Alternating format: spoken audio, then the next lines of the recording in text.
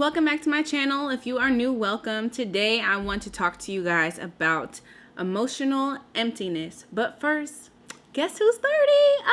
Yes, my birthday passed last month. I had a good time, have friends that really care about me, so that is important because I'm also going to talk about the need for friends like the ones that I have in this video. So let's go on ahead and get started. Question: have you ever felt lonely when you weren't alone? Have you ever felt lost and confused about life? If you answered yes to any of those, you've probably experienced emotional emptiness. And I actually have experienced this, and it took me a while to be able to figure out exactly what it was, but I will tell you how I worked through it. So I found that the emptiness that I felt reflected a much deeper problem that I had going on within myself. I know at the beginning of this blog, in my first video, I talked about how I wanted this to be about like my healing journey and the things that I was going through and how I dealt with them. So this is going to be one of those videos where I talk about how I got through my emotional emptiness. So about 2 years ago, has it been 2 years? About 3 years ago, I started this thing that I call Self-Reflection Sunday. And on Self-Reflection Sunday, I reflect. I think about what's going on in my life, what's been going on in the past week, how I actually feel about things. Like I allow myself to feel different emotions, and I work through them to figure out how can I get myself to a better position and get myself to where I want to be in life. Like, what is a problem? How have I contributed to this problem? How can I get up out of it? So if you are experiencing emotional emptiness, there are 4 reasons why you may feel empty all the time. Let's get into it. Feeling number 1 is you don't know who you are. So when you lose touch of who you are and who you want to be, it can cause you to feel like you're aimlessly just coasting through life with no purpose. So in order to get through that, create a goal to get you to where you want to be. Essentially, figure out who you are, do some self-reflection, and spend a lot of time to yourself. There's often times where we just work and then we spend time with friends and family, and we don't have time that we spend with ourselves. So it's good to take that time to spend with just you, reflecting, figuring out what it is that you want to do in life, and that will definitely help you figuring out who you are. Number 2, you don't have any meaningful relationships. Come to find out, our relationships are the most important determinants of our happiness. Like if you are able to go and pick up the phone at any given moment and have someone to talk to about whatever. It's not about quantity, but it's about the quality that matters. I found that for so long, yes, I did have a lot of friends or a lot of associates, but they weren't quality people that I was spending my time with and investing time in. So I started to kind of pull back and try to find those more meaningful relationships with the people that I started interacting with and wanted to spend time with. But also, it's not the lack of friendships that can make us feel lonely. It's the lack of intimacy in those friendships. We need friends that we can laugh with, share personal conversations with on a daily basis. I used to I told my parents this: don't be the go-to person for people that you can't go to. And I found out that I was being that. I was the one that friends can always call me and like dump their problems on me or whatever. At any moment they can call me and I'll pick up the phone because I consider them my friend. But then when it was time to reciprocate that same action, I would call them, my conversation would be put on the back burner because they didn't want to deal with what I had going on or even give advice. So I was like, you know what? I have to figure out, is this something that I want to tolerate in a friendship? Is this the type of friend that I want to have where, we can't have that type of mutual kind of friendship where you can call me and I can call you and we can help each other through whatever it is that we're going through. Didn't have too many of those, so everybody else got cut. So if you made the cut, kudos to you because I think you're very special. Moving up to Seattle made me realize, one, that I didn't have too many of those meaningful relationships, but then also the people that I come in contact around here have been the most solid people that I've ever met in my entire life. Prime example, before coronavirus happened, I had lived up here for about 10 months. My birthday came rolling around, and these are people up here that I'm hanging out with that I had met like within my first few weeks of living up here. So 10 months comes and goes, my birthday is approaching, and my friend group up here, they planned a surprise birthday dinner for me.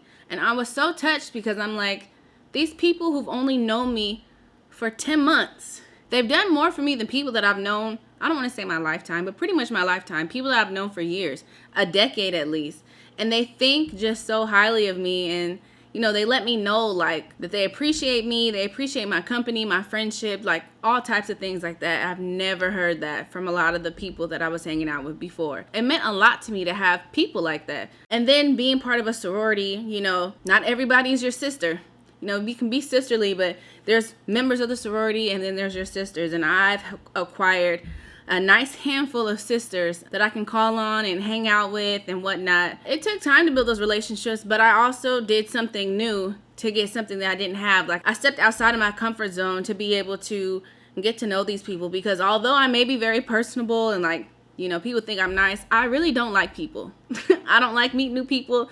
It's weird. Like if I don't already know you, it takes me a long time to warm up to someone. And with this group of ladies that I met, it was a lot easier for me to warm up to them than I've done in the past, or that it has been for me in the past. And so me stepping out and putting myself out there, I guess, for them to learn who I am and me to learn who they are, has been very beneficial and has made us very close. So I really appreciate the friendship that I have with my sorority sisters in California that I spend a whole lot of time with, that I fly to see or have flown to see. I really appreciate all of them and my friends up here. So the next thing, number 3, haven't made peace with the past. I did not realize this, but this was something that was bothering me. Getting further along on my healing journey, I realized that, you can't change the past. All you can do is learn from it and move forward. So there may be some unresolved feelings lingering from the past. In my family dynamic, there's definitely some of that. So I had to work through that and, talk to those family members that I have felt those unresolved issues towards and find a resolution, or come to as much of a resolution as I could to be able to move past this. Some people let places, people, and things, some things like achievements, define them. And I had experienced that too. Like I'm such a go-getter, but once I achieved that goal, or once I completed like whatever it was in life that I wanted initially, when it was done, it was just like, okay, I've done it. Like what else is there to do? I don't have anything exciting. I don't feel, even though I accomplished whatever it was, I didn't feel accomplished at all. And there's a lot of things going on in my life that, other people would ooh and ah about, and I was just like, it's nothing special, it's whatever. I didn't feel accomplished, and that was an issue for me, because I wondered like, well, what is this problem? I took the time to figure it out.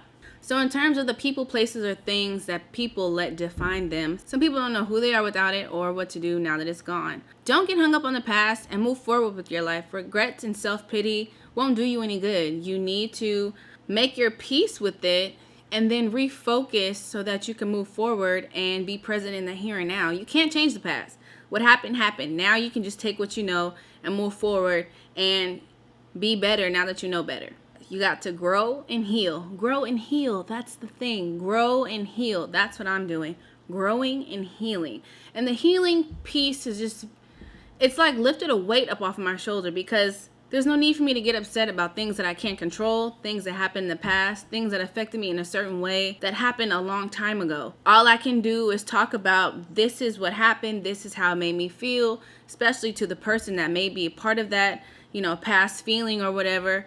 Make my peace with it and move forward. Sometimes you don't have the opportunity to speak to a person that may have been involved in something that you had held on to for so long, but at the end of the day, you have to just basically assess what it is and move forward. Heal and grow. Heal and move on. Number 4 is that you don't have any dreams that you want to fulfill. This was never an issue. I've always had dreams.